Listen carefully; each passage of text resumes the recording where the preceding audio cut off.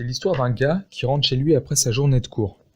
Il ouvre la porte, il pose son sac et il ouvre le frigo pour boire 2-3 gorgées d'ice tea. Ensuite, il s'allonge sur le canapé, il allume la télé et il sort son portable. Il met une chaîne presque au hasard pour le bruit de fond et va sur YouTube ou Facebook. C'est Théo et bienvenue dans le deuxième épisode de la série Une vie vertueuse, disponible sur SoundCloud et YouTube. Ce mec, c'est moi, mais 6 mois dans le passé. Et dans ce que je raconte, il y a vraiment rien d'exceptionnel ou de blâmable. Le truc, c'est que des fois, je bougeais pas de ce canapé jusqu'à 21h, où là, je faisais 4 mètres pour aller à table pour manger, et que je me reposais sur le canapé pendant 2 heures juste après pour mater un film. Le résultat était clair. J'étais en cours de 8h à 17h en moyenne, avec une demi-heure de transport environ. J'avais du coup 10 heures d'activité par jour, pour 14 autres heures de quasi rien, de quasi inutilité. Là, je résume, c'est pas tout noir ou tout blanc, bien sûr. Il y a le sommeil en plus, etc. Il y a plein de trucs. Mais par cet exemple, je veux attirer l'attention sur le fait que je pouvais quasiment rien foutre de 17h30 à minuit sans voir le temps passer. Comment c'était possible ? D'abord, c'était possible à cause de la facilité du truc, la facilité de consommation des réseaux sociaux, de la télé. Ouvrir YouTube, c'est comme choisir le Real sur FIFA. C'est comme prendre le Ferrero Rocher qui est posé sur la table basse un dimanche après-midi. Et puis comment c'était possible aussi parce qu'on est passif quand on fait ça. On est passif quand on consomme ces attracteurs de temps. C'est toujours plus facile de ne rien faire que de faire quelque chose. C'est toujours plus facile d'être observateur qu'acteur. Dans cette situation de glandage, on est au summum de la passivité. Tout ou presque se fait automatiquement pour nous. Et le résultat de ça, ça va être d'abord la dépendance. Là, je parle pas de la dépendance comme tout le monde en parle, du genre être obsédé, être hanté, rêver de ça. C'est plutôt quand tu veux absolument t'occuper. S'occuper sans cesse quand on n'a rien à faire, c'est triste. C'est étouffer notre créativité, c'est diminuer nos réflexions. Souvent dans le transport où on fait que attendre, dans le bus, dans le métro, dans le tram, le but c'est juste d'arriver à destination au plus vite. Du coup pour arriver au plus vite, on essaye de supprimer l'ennui.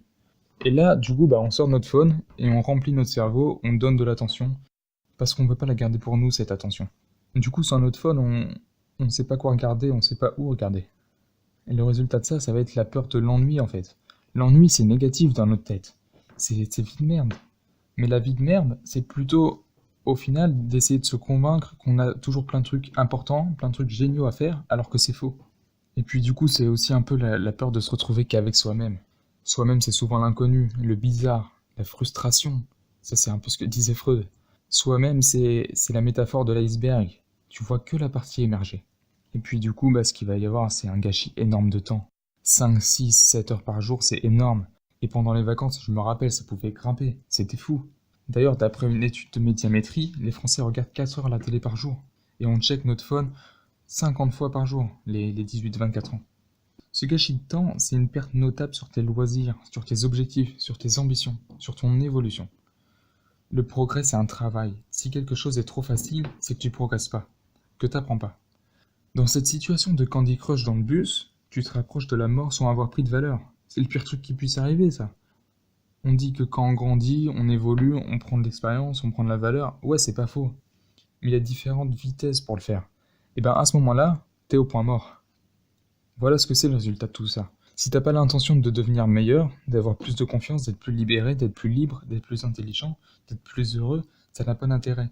Mais peu sont les personnes qui répondent non à la question « Tu veux avancer ?» Oublie pas ce que c'est la vie, qu'il y a un bout.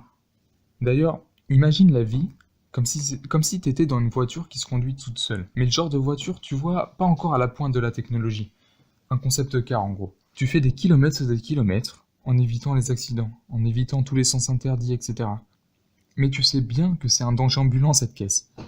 Tu jouerais à Candy Crush à ce moment-là, dans cette voiture ? Dis-toi que même si la voiture par miracle, elle évite tous les accidents possibles, à un moment, il n'y aura plus d'essence. Franchement, dans cette voiture, je vais pas perdre mon temps. Je vais pas scroll and scroll. Je vais voir tout ce qu'il y a à voir dedans, je vais profiter des sensations, je vais regarder le paysage. Je vais fouiller partout pour voir s'il n'y a pas des trucs qui peuvent m'intéresser. Laisse tomber, il n'y aura pas de bouton stop ou de manuel d'utilisation. Je vais profiter. La voiture, elle sera forcément plus grande que ce que tu imagines. Il y aura forcément des trucs à faire. Franchement, me dis pas que tu profites sur Candy Crush. C'est du divertissement. Se divertir, c'est pas profiter, c'est un semblant. C'est un trailer à la limite. Mais profiter, c'est actif, c'est pas passif. C'est s'éclater, c'est les relations sociales, c'est la nature, c'est même travailler pour un truc qui te tient à cœur. C'est tout ça. Le sujet, au final, c'est pas juste de dire arrête de procrastiner. C'est limite cette procrastination parce qu'en vrai, on a tous besoin de divertissement.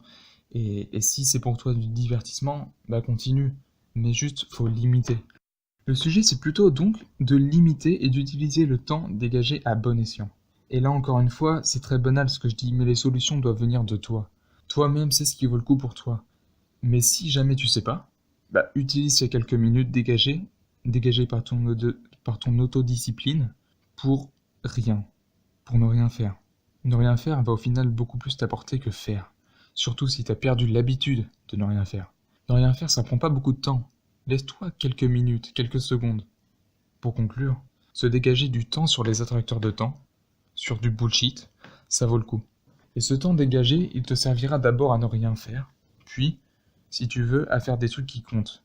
Mais je conseillerais, je pense toujours, de garder quelques secondes sur les 86 400 de la journée pour ne rien faire. C'était Théo, merci de m'avoir écouté. Tu peux partager ton ressenti sur ce que je viens de dire et bien sûr voir les autres épisodes sur SoundCloud et YouTube. Ciao!